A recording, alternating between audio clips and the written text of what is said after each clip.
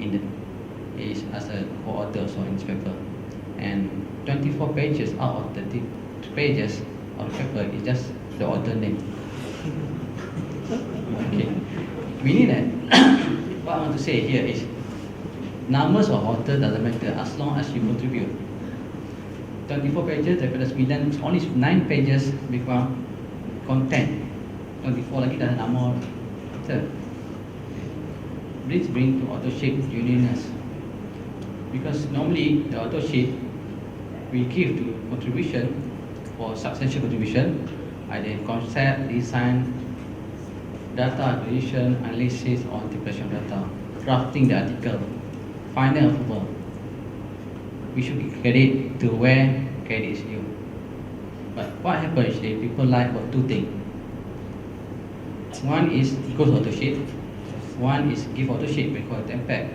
Kita panggil template authorship lah. You put my name, I put your name. This normally happen. But this one, very sad, but it happen also. When someone contribute, but you ignore him, you don't want to put his name on the paper. Maybe from collaboration from outside. They collaborate, our students go there and use the lab maybe, and they give, they give the input, but we don't want to put their name. So this goes authorship, we call it. But this, I think, is happened in academic world. Okay, then goes to supervision quality. I want to touch supervision quality also. As a supervisor, do we really guide our students? Do we really proofread any article, any thesis, or the thesis? Do we look into raw data of the student? We check. Or we just care about the numbers? I have more students, I have more paper.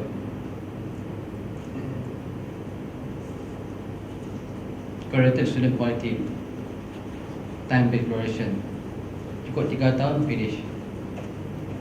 Time-based evaluation. Because I don't see no failure. Yeah.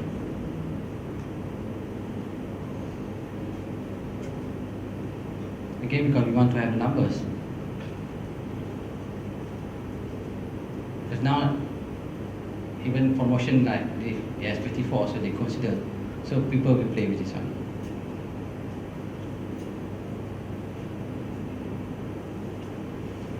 Okay, okay, I missed this one. Do we do a thorough analysis or deeper understanding?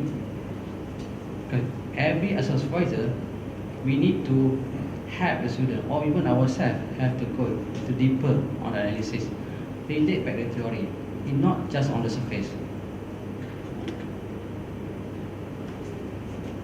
Okay, this brings this to almost last slide, a few more slides to finish. Dikata academic integrity, small investment, lifetime return. Oh mom, remember the paper that you wrote for me about nuclear reactor? What does it mean when the big red meltdown light is flashing? He doesn't know anything. Okay, to wrap up my today presentation, integrity in scientific research. I touched about publication, where we want to go for the ranking numbers, either to publish or to perish. There's a pressure. You can see that this common word, publish or perish, and we tend to go for numbers rather than quality. And we go to numbers, we tend to publish the junk, scrap paper, anti paper, and we organize our own conference. We participate our own conference. Okay. If we organize conference under the society, it's different. So we organize a conference under society, because people everywhere in the world, maybe in Malaysia, under society we join it. But when we organize conference, our own conference, with people outside we not really want to join it. What happens actually is just within our group, UNIMED, maybe 90% is no UNIMED paper, and we have the numbers there. And I will publish quality for the quality paper, of course quality paper, and manipulation, cheating, I touched about that. Because we want to have numbers. So here we try to reproduce the same result, republish the same result. just maybe we change the magnification, okay? We change the location a bit. It's the simple. And supervision again. We want student to finish. We go for numbers. Are we doing student supervision? Are we make sure the student is graded is a quality student? Go to numbers, time-based gradation. Authorship, give, I done about give in course. And precaution, I put that example what happening in Malaysia, international, Japan, Korea, and German. So this brings to the conclusion of today's presentation. We have the numbers in publication. For me, it's timely to change the focus on scholarly paper or quality conference paper, because it's ideal to balance between numbers and quality. Reputation of the university depending on the quality of scientific publication. Pressure to publish, not to perish the integrity. All this related to our KPI. Everyone in academic play important role in integrity and not came to get number and publication or supervise student. Academic dishonesty is ethical and integrity issue. Academic and dishonesty is a legal issue. I put ethical here as well because I found the article they put. They have academic. They mention about academic dishonesty is a legal issue because ethical is a rule which said you have to follow the set of rules that you follow. Okay, and it involves legal. So that's the end of my presentation. I would like to thank Prof. Ali for giving me the opportunity and also advice on the input on the slide, my slide, and also the tutorial for English editing, some part on my poster. It's Miza for creating a nice poster for me for promotion, and Sawana also for arranging. Muzamil Isa because the word integrity, I have the idea from him because he was reading the article about integrity. And Dr. Chukri on the advice on Scienval, the data, because I never attended training, but at least I know how to do it. And then to make sure that I did the right thing, I asked his advice. Okay, thank you. That's the end.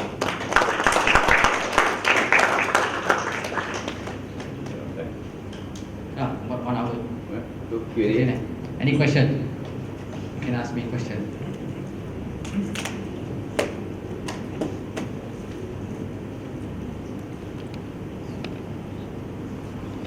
Okay.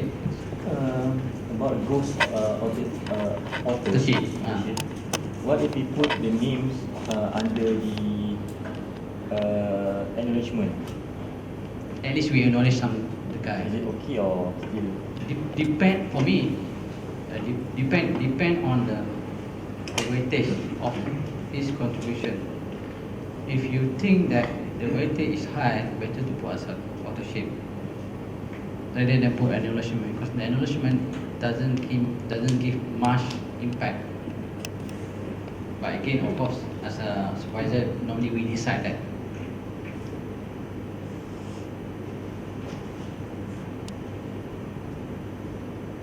Any question? The way you calculated the HE tax for institution, that's confirm memang betul. I do something like this one. It's okay, let's say I hide this one.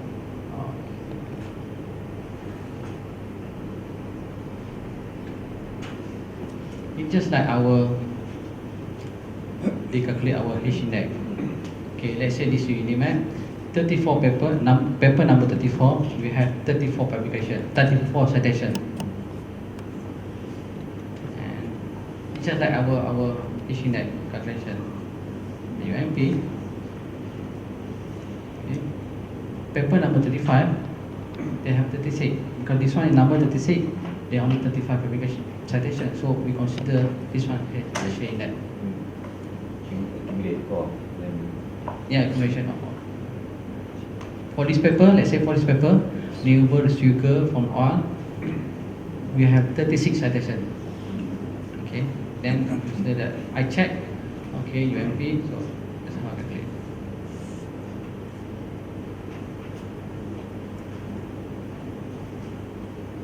just like our H index.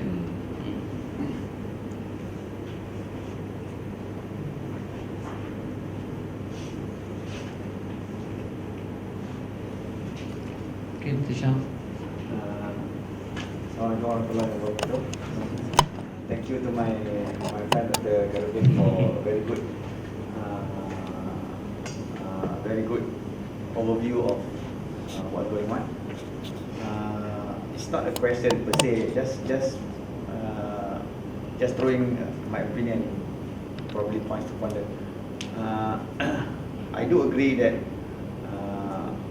we need to have a high level of integrity so that we can eliminate all these things. However, we should also think on the other side of the equation, the system itself. We might need. Okay, let's consider impact factor. If we look at historical perspective, this is just a library somewhere in the US try to differentiate between books to put in the shelf that a lot of people want to see. And then suddenly now a lot of scientific people refer impact factor as the measure of quality of research. One thing. Another, then we always talk about when to not double count, count a single paper by single author. However, if we look at H index itself is always double count because you counted all the people in the papers. So it's true, integrity need to be there. However, it's also good to look at the system as well, which is, for example, we work as a lecturer. We can most of the quality conferences, quality journal put based on rejection rate. The more higher the paper get rejected, the more exclusive the conference, the more high level, the more quality it is. So sometimes when we get rejected, it might not means that our paper is not good. So maybe high integrity should go along with the improvement of the system as well. That's my points for discussion. Thank you very much. Thank you for the input, Tisha. I think okay, I'd like to make a comment. Okay, in terms of, let's say, for me, in either if we want to go for quality, that doesn't mean we follow whatever they said. Let's say H-net. The role of supervisor is, my question is, the role of supervisor is to make sure that we are doing the right thing. The students are doing the right thing. When we do this, of course, inshallah, we can have integrity, and of course, we will have a quality in our paper also. If we think that, okay, because we have more knowledge than the student. If we go to the student, we do it properly, we make sure that student do the right thing. We just not let the student do it by himself. So it should be that, should be okay. That's the what you call it. Doesn't matter whether you want to follow the trend, okay. But in respect to quality conference, I agree, because like certain conference they set the rule with 25% rejection rate. Okay, this even if our paper is rejected, this doesn't mean our paper is not quality.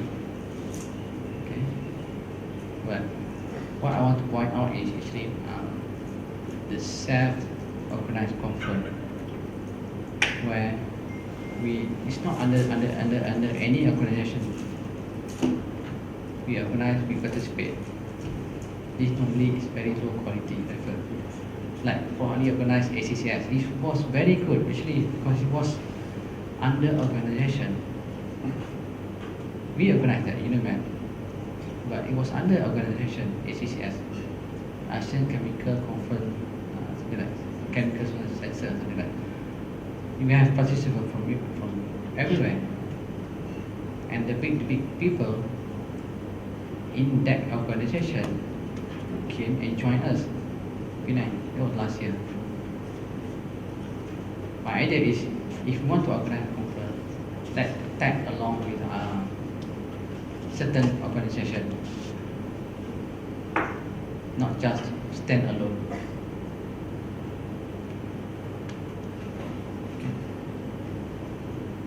Okay. Last question, anybody? Just wondering, how about the peer review? When you send the paper, and the review might be person that knows us in the paper, and suddenly the paper is being accepted. So, what is your opinion about that? That's why I said, absolutely, I put that. I agree with you totally now. Peer review cannot guarantee scientific creativity. And even I don't really like to have our thesis by publication. Because now, what happens actually, they accept as it is. Even if it's wrong, we want to comment. We cannot comment because paper is accepted. We said, okay, this journal already accepted the paper, so you cannot comment anymore. So I don't really agree that whatever you publish is quality in better. Sometimes you can pass without review if you get to know someone that. So prefer my opinion. I prefer to have paper by normal disease rather than disease by publication, because